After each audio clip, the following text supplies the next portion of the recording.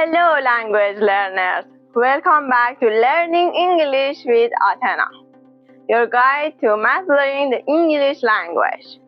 Today we begin to explore the fascinating topic of verbal nouns and gerunds. Prepare to unravel the meaning of the possessive form with gerunds and unlock their remarkable influence on sentence structure. Join me on this informative journey and stay until the end to witness its transformative power. Let's begin this exciting exploration together. What are verbal nouns? Verbal nouns are nouns derived from verbs.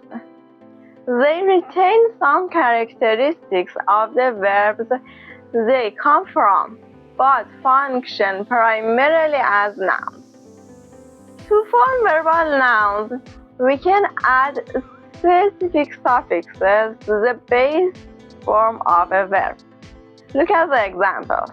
By adding al or meant to verbs like refuse and agree, we create the verbal nouns refusal and agreement. These verbal nouns can take plural forms, determiners, and adjectives just like any other noun. Now let's move on to gerunds. Gerunds are nouns derived from verbs by adding the suffix ing. They retain some verb-like properties such as the ability to take direct objects and be modified by adverbs.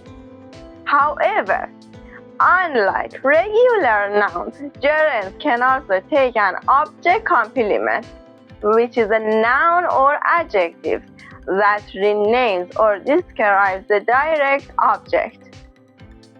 For instance, playing and riding are gerunds. They can function as the subject or object of a verb, a complement, or the object of a preposition. Gerunds provide versatility in expressing actions as nouns. Remember, learners, not all verbal nouns are gerunds, but all gerunds are verbal nouns. Understanding the distinction between the two will help you use them effectively in your English communication. Let's explore their common functions together. Common functions of gerunds can serve various purposes in English sentences. Let's begin with their functions as the subject of a verb.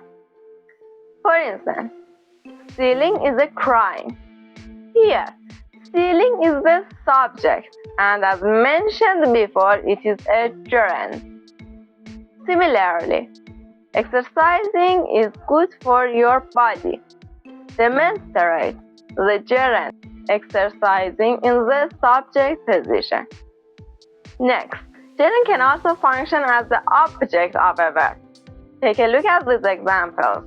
In the sentence, he tried to quit smoking. Smoking serves as the object of the verb, quit.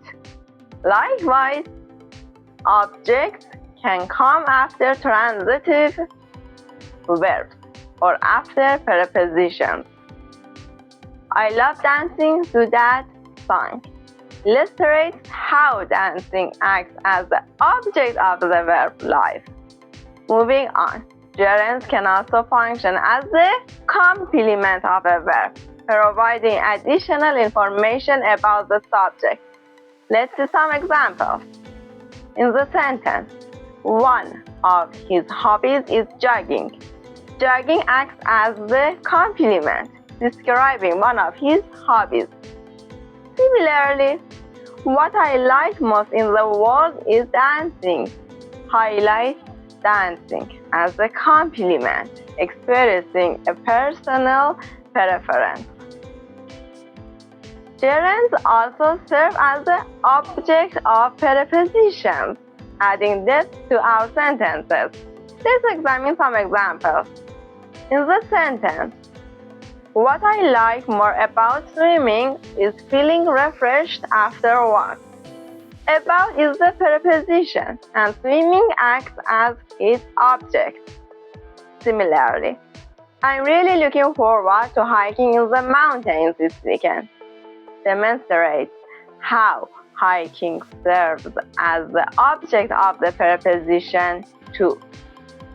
Gerunds can also function as the part of compound nouns, creating vivid descriptions. Let's see some examples. In the sentence, I put the dirty clothes in the washing machine. The gerund washing combines with machine to create the compound noun washing machine. Similarly, I swim every day in the swimming pool uses the gerund swimming to form the compound noun swimming pool. I have a dedicated video on compound nouns, and I encourage you to check it out by providing the link in the videos and screen and description.